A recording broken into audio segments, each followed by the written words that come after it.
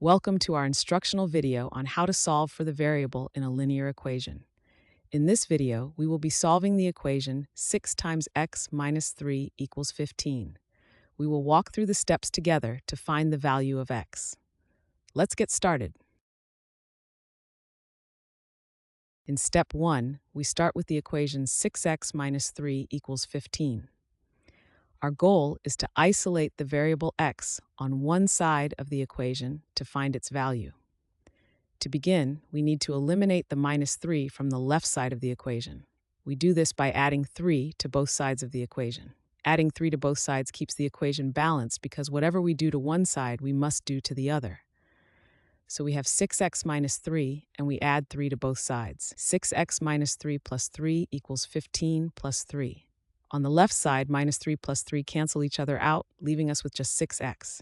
So now the equation updates to 6x equals 18. Now the variable x is almost isolated. The next step will handle the 6 attached to x. Let's continue to step 2. In step 2, we focus on isolating the variable x. We currently have the equation 6x equals 18. Our objective is to solve for x, so we need x by itself. Right now, x is being multiplied by 6. To isolate x, we need to do the opposite of multiplication, which is division.